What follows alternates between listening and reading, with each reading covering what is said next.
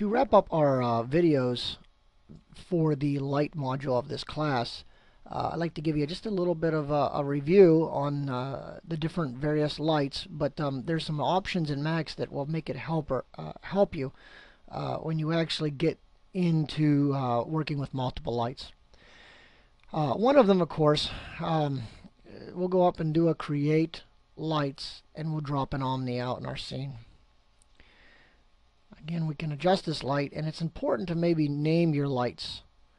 For instance, the word Omni, you know what it is, but you might want to say sunlight. Okay, that way you know that that's going to be the light that actually generates the yellowish tint that the sun gives off. And then you may want to come over here and change this one and call that one reflection light. And as you know, we'll be working with lights to get reflections to look a little more real. So let's say we had a lot of stuff going on in here, and I'm going to go out and I'm just going to create a couple boxes in our scene. Make it very complicated here.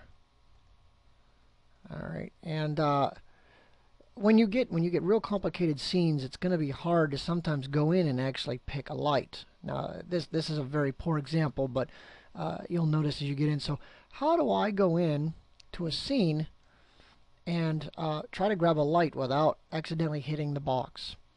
And this is a feature up here that I want you to start using. If you go up to the left here, you'll see the word all. If you select down, this is a selection filter. And by default, all means we can select anything we want. But if you're just trying to get a light source, you can go into lights and select only lights. See, I can window this whole thing, and it's only going to select the lights.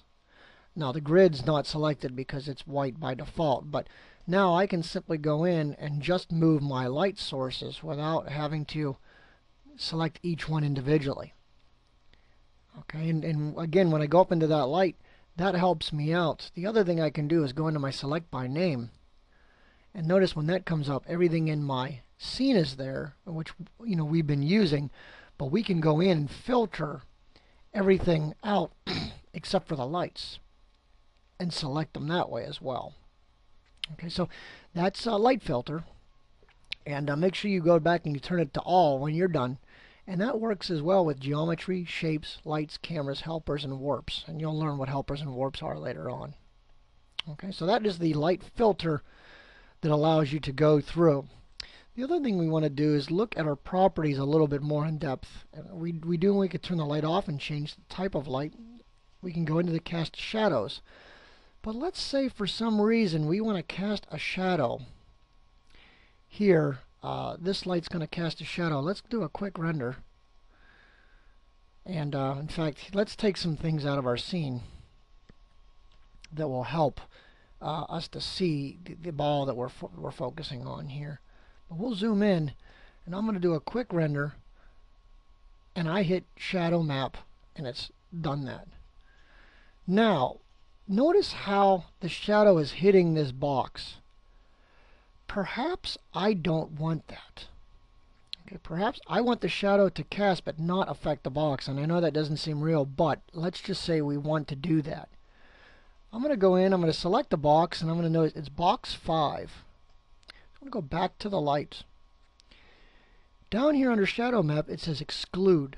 So I'm going to select exclude, and it's going to show me everything in my scene. I'm going to select box 5. I have to hit the button to throw it over here to the right. I want to exclude, and I want that box to be excluded from shadow casting. I'm going to hit OK. Do a render. Now it's still there. Why is it still there? It's because this box is not casting a shadow, but the ball is. So there's really no way to do that. There's no way to actually tell this to only cast a shadow on the floor and not the wall. But if I go out here and select this box, and I look at the box and the ball, and I do a quick render, notice the ball is casting a shadow and the box is not. Okay, so that's what that means. And as a review again, we'll go in, we'll select the light that's actually generating it, and you'll hit the word exclude. And you'll notice that anything over here is affected. Now let's put plane over here, and let's select plane and say exclude illumination.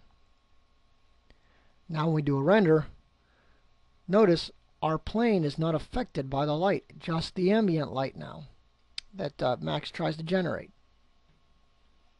All right, so there are many ways to exclude. In fact, I'll tell you what, this light was affecting that. I can go ahead and turn that one off. Now I'll do a render, and notice the only light in the whole scene is affecting just this ball.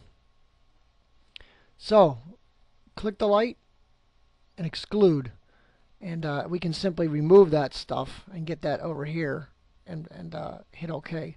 So now we're back to our regular scene where both are the light is casting shadow for both objects. And we were using shadow map. We can do area shadows. Do a right quick render. A little bit more fuzziness there. Depending on where the light source is going to affect the shadow. Okay, so that gives us a little bit more area. Now there are some details down here that you can to play around with. Advanced effects. We can work with the contrast. Later on we'll do projector map in animation 2. Shadow parameters. You can actually adjust the for instance, we'll do atmospheric and do opacity 50, do a render there. And you'll notice that it's so dark right now, you're not going to notice the difference with the atmospheric, but you can play around with those. You can actually throw light into your shadows. You can also change, right now it's saying rectangular light, but you could change that, which may have some effect on the actual shadows. At this point it's not. Okay, and then we're actually going to get even into the optimization and the atmospheric effects later on in animation 2.